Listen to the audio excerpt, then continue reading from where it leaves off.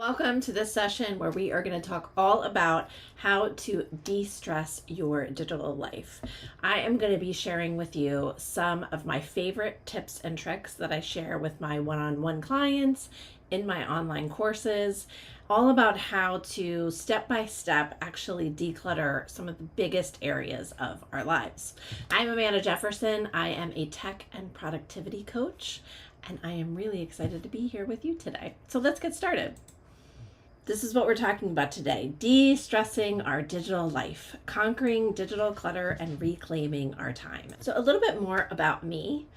I call myself a tech whisperer. I'm a tech and productivity coach, which means that I work one-on-one with clients to help them to declutter everything that we're going to talk about today. I also have online classes where I teach things like this. I'm a speaker. I also have a really fun podcast with my co-host Brooke Forey called the Good Enough-ish podcast, where we talk all about keeping our ish together and laughing along the way.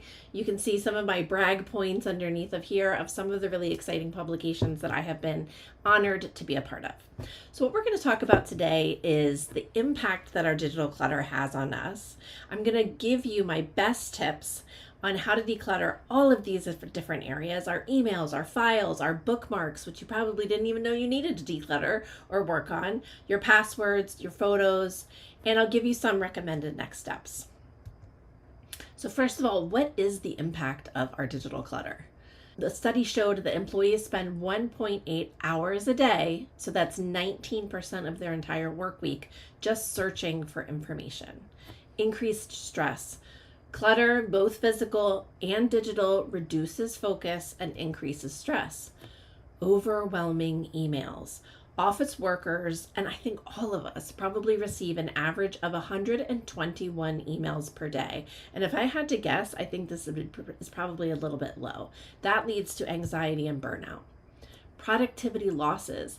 Information overload can decrease our productivity by 40%. And mental health impact. We spend 3 hours a day on our phones. I would guess it's more than that. 40% on non-productive tasks on our phones, causing fatigue and anxiety. So our digital clutter has a huge impact on us. And what I also hear from my clients is that, different from physical clutter, which we can sort of see and seems finite, with our digital clutter, it seems like it's endless. Like our emails and our files, it's like a black hole. We're dealing in the tens of thousands. People these days have tens of thousands of photos, tens of thousands of emails, and it just seems like it's endless, right? So the tips that I'm going to be giving you today are really all about how to get on top of that and really streamline it and not have it feel so overwhelming. And I'm actually even going to share my screen and show you some of the really cool things that I do to help my clients manage their clutter. So first, let's talk about email. I'm going to be showing my screen and sharing Gmail just because it is the one that 75% of Americans use. Most of the tips that I will share will be applicable to other platforms as well, but some of these things that I'll be showing you will be particular to Gmail. So what is the kind of rule that we want to think about when we go into our inboxes? The first thing I like to say to my clients is clean before you cook. You know, my kitchen downstairs right now is kind of a mess. I have to cook dinner. I'm not going to try to cook dinner amidst that mess. I'm going to clean up the kitchen and then I'm going to cook. So I encourage my clients to do the same when it comes to their inbox. So let's clean up before we cook. So let's go through our inbox, and instead of just going email by email by email and deciding, okay, let me respond to this, let me respond to this, let's go through and do a first pass where we're deleting, we're unsubscribing, we're archiving, and we're putting things in the right folders, and then we can sit back and say, okay, these are the 10 emails that I need to respond to, versus trying to sort of conquer the mountain all at once. I really encourage people to change their inbox layout, and this is something in particular that Gmail is very strong on, and I'm going to show you exactly how to do that, because we just all stick with the default of what our email inboxes look like, and we can actually make them look a lot more digestible and organized. Number 3, we want to create a respond folder. So instead of just leaving things in our inbox as a reminder that those are things that we need to respond to, we actually want to create a respond folder so that when we're doing that cleaning before the cooking, we can say, this needs a response, this needs a response, and we can actually drag and drop into that folder so that when we get through our whole cleaning process, that cooking that needs to happen is really just those 5, 10 emails that need a quick response from you. We really want to drive home the importance of archiving versus trash. A lot of people get confused by this, and that's why our email systems end up yelling at us that we're running out of space. So think about your inbox as sort of a desk, and any emails that you have are like papers on your desk, right? And next to your desk, you have a trash can and you have a filing cabinet. Okay, so when you click delete, you're just putting something in the trash can, right? That's easy. But when you click archive, you are putting something into your filing cabinet. And so what's happened to us over time is that we just think we're deleting something, but we just sort of say archive, archive, archive, and we're just stuffing our filing cabinet. What's also really important to understand is that if you archive something and it doesn't have a label or a folder associated with it, it's kind of just like tossing it in the top of the drawer of the filing cabinet with no real rhyme or reason. Versus if you archive something and it does have a label or a folder assigned to it, it's like opening up the drawer and putting it into a neat file folder that's hanging there, right? And sometimes we don't need everything to go into a neat file folder. It's just important to know that if you click archive and don't necessarily tell it where you want it to go, it's just going to kind of put it into this all mail option and put it aside. Okay, so it's just important to know that, because if your email is yelling at you that you're running out of space, it's because you've overstuffed that filing cabinet. We're going to talk about setting up labels and filters. Gmail calls them labels. Other systems like Outlook calls them mailboxes, or other email systems call them folders. But it's essentially just making sure that our filing cabinet isn't just a bunch of things that we're just tossing in. We're actually kind of organizing things as they go in. Highly recommend ruthlessly unsubscribing. I talk to my clients about sort of pretending like you're a goalie, and instead of just standing frozen at the goal and letting, those hockey pucks or those soccer balls just come in, and the score ends up being 1,000-0, really taking the proactive approach of deciding as that comes in, no, I don't want to receive that. I do want to unsubscribe to that, right? And making decisions as those emails are coming in. So now I'm going to show you a few things in Gmail that I love to set up. And we're going to actually go into my demo account so that you can see how this works. But here you can see that I've got some labels. So that's what those are called there on the left. They're called labels. And I have a label for our house because we recently bought a house, and a label for my online orders, and my respond label, right? So those are labels there. You can also see that I have assigned @ symbols to the labels that I want to rise to the top. That's because Gmail is going to alphabetize those labels. And so if I want those labels to be at the top so that I can easily find them, I want to put a 1 or a 2 or an @ symbol at the top of them. You can see that I have an @ in front of my reply/do something label, because that's the one that I want to be able to find the most easily. And I also really recommend doing an online orders label so that you can track order confirmation, shipping confirmation, returns, etc., receipts as you're doing returns. This is one of my favorite tips, and this is something that is specific to Gmail, which is this priority inbox. So instead of having this blob of emails that my brain is trying to process, instead you can actually divide it up into 4 very clear categories. So we've divided it up here in important and unread, starred, my reply section, and everything else. And that way I can much more easily process what is happening in my email. So now let's take a look at a dummy email that I have for you, and we are going to take a look and see, what does this look like in practice? Okay, so this is typically what your inbox might look like.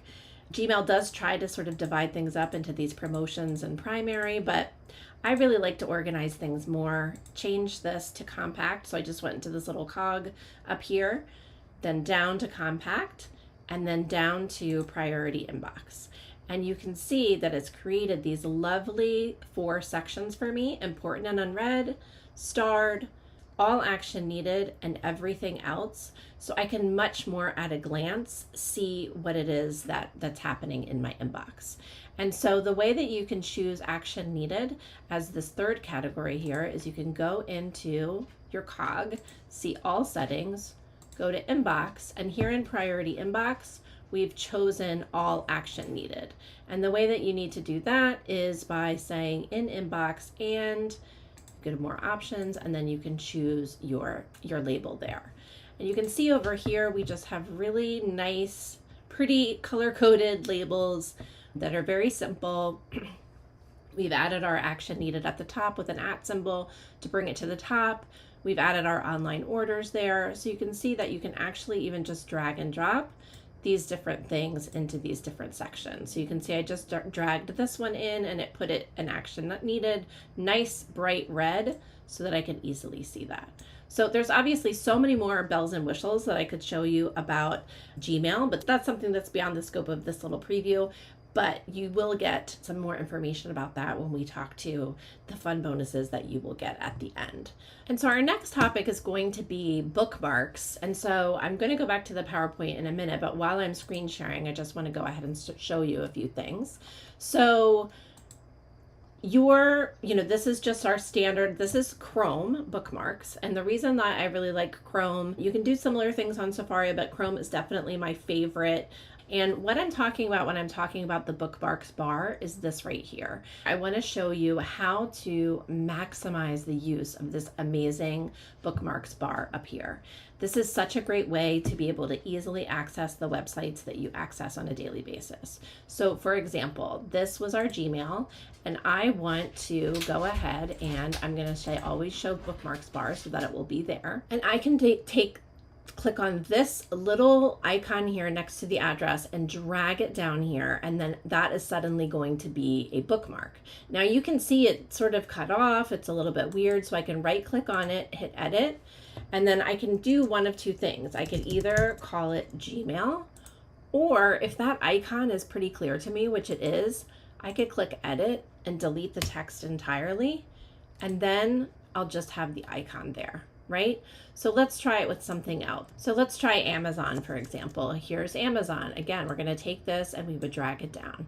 That is a pretty recognizable logo as well. So I would probably choose to just delete that and then just have it be the image, because this is very precious real estate. So as you start adding things, you'll find that you need as much space here as you possibly can. Another really, really great feature that a lot of people don't know about is folders. So say I was planning a trip to Italy. So I could create a folder that's called Italy, if I can type, and I would say save. And then if I'm going here and best hotels in Italy, and I come across this article that I really want to save, all I have to do is drag and drop that into Italy.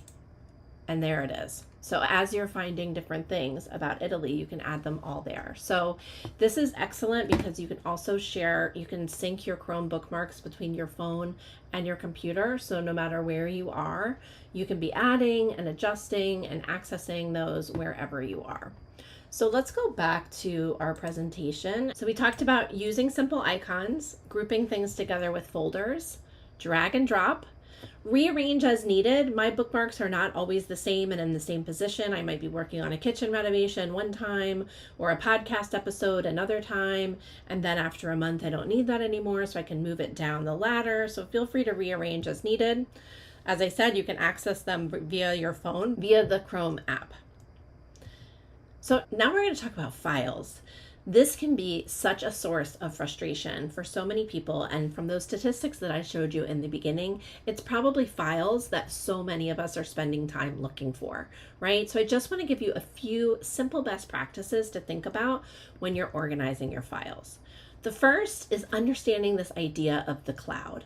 I always tell my clients I want to be able to throw their laptop in the river, which means I want them to be able to know that everything is safely stored on the cloud and not on their actual computer. So the cloud is basically just sort of an off-site storage system, so that should something happen to your actual hardware device, you know that those are safely backed up.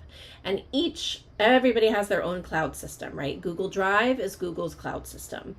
iCloud Drive is Apple's cloud system. So Microsoft has its cloud system, which is OneDrive. You have Dropbox. All of these are cloud systems. You just want to make sure that your things are saved on whatever cloud system makes sense for you. Do your future self a favor, which is a phrase we use in our podcast all the time. This is sort of this concept that we use with our physical clutter all the time, which is don't put it down, put it away. Oftentimes we download something, a document, and then we say, yes, wherever it is, I don't know where it is. And then we look for it again and we can't find it. Was it in downloads? Or did it save in some other location, right? So take the time when you open a document to actually decide where you want to save it then. And be consistent. I'm just going to jump down to the fourth point. Be consistent with naming conventions, right? So I tend to name things with the date, the year first. So this presentation would be named, 2024.09.11, presentation on digital declutter, right? So that it's very clear to me the date that I created it and what this is. So being consistent with naming conventions is really helpful. And then on Finder, if you have a Mac, or Windows Explorer, if you have a PC, really use that favorites bar on that left side so that you can easily save and put there on the quick access or favorites those folders that you access all the time so that you're not constantly looking for your most important folders. And when in doubt, use the search function. Luckily, our computers have very powerful search functions to them, but you're going to do yourself so much of a better favor if instead of leaning on that search function, you lean on really clear titles and putting things in folders that make sense. So let's talk about passwords. These days, passwords are more important than ever. As I'm recording this, there was just a huge data breach where I think pretty much everybody's social security numbers were exposed. So it's really important now more than ever to be 2 steps ahead of the identity thieves that are out there and have strong passwords and a way to manage those. So I highly recommend a password manager. I really like 1Password. That's my favorite tool. It allows you to choose very complicated passwords. These password managers also help you share passwords so that you're not constantly asking your spouse, what is the Netflix password? Or if you're caring for a loved one, you can share those passwords between siblings.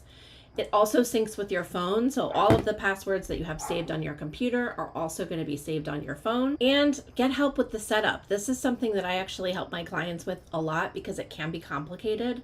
I also highly recommend, even though I know they're very annoying to get all of those codes, security codes, definitely set up, it's called 2FA, two-factor authentication, so that every time you log into a site, it does ask you for a code, especially for sites like Facebook, your Gmail, your bank, things where if people were able to get in and hack those, the consequences could be very severe. So definitely set up two-factor authentication on those websites, even if it does feel annoying. Next, we're going to cover photos. And I know especially for families and moms, this can be such a hot topic because we have the ability to take 1 million photos a day if we want. And so they just stack up and stack up and stack up. And we don't know if they're backed up or how to get them out into the actual physical world. So these are my best tips on organizing photos. So I really recommend that you lean into your main platform. So I have a MacBook and I have an iPhone. So I'm going to use Apple's photo library, and I'm going to sync the 2 of those together so that they're working together. That's what I'm going to use for my backup. That's what I'm going to use for the search function.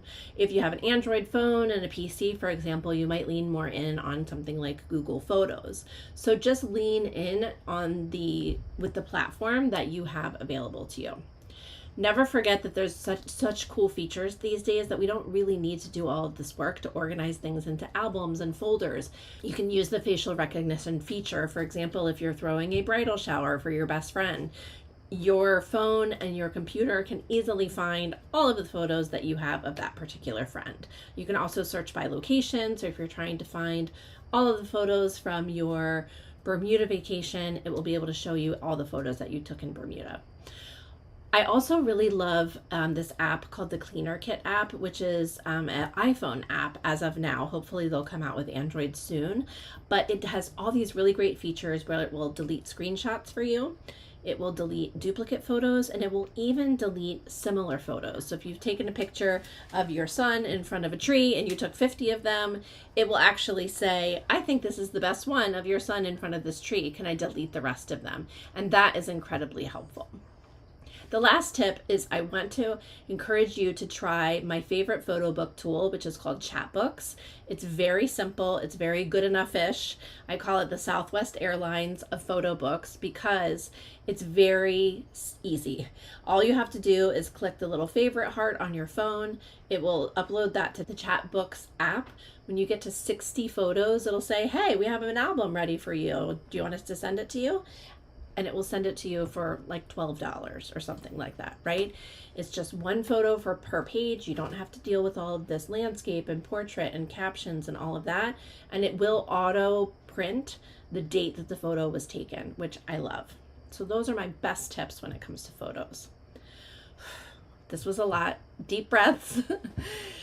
I hope that you came away from this workshop with a few ideas of what you could do in terms of your next steps. So these are some things that you might try. 1, work on rearranging your email using some of the tips that I shared. 2, think about a cloud service. Ask yourself, could Amanda throw my laptop in the river? Is everything that I have on my laptop backed up to something like iCloud Drive or OneDrive or Dropbox? Explore a password manager. Like I said, my favorite and one of the most highly recommended ones is 1Password, but there's lots of other options out there. Make a quick photo album. Instead of stressing about the fact that you haven't created photo albums for the past 10 years, maybe think about creating one photo album now. Maybe it's about your summer vacation or your last trip or the holidays, right? Just bite-size it down, make it good enough-ish. Think about how you can make something simple like one photo album. And experiment with Chrome bookmarks. This is one of the quickest and easiest wins that you can get, is just adding to that toolbar all of the things that you use on a daily basis. And that's really going to cut down on the amount of time that you spend looking for things. So now it's time for me to tell you about the goodies that I have to offer for you. So the goodie that I have for you today is specifically focused on Gmail, but hopefully you'll continue to follow me and find lots of more resources as they become available. But if you use Gmail, you've got 2 great things that you can access. One is a free download, and that is the ultimate checklist to organizing your Gmail that goes through with very clear instructions how to do many of the things that I told you how to do today. And you can just get that by going to indigoorganizing.com/Gmail-checklist. And my next offer that I have for you is I have a brand new Gmail course that's only $17, but as a member of this summit, you can get it for only $10. And all you have to do is use the code SUMMIT10 at checkout, and you can find that at indigoorganizing.thrivecart.com/Gmail. So that's what I have for you today. I hope you enjoyed this workshop and got some great nuggets. It was a pleasure talking with you today, and I hope to see you soon. Bye.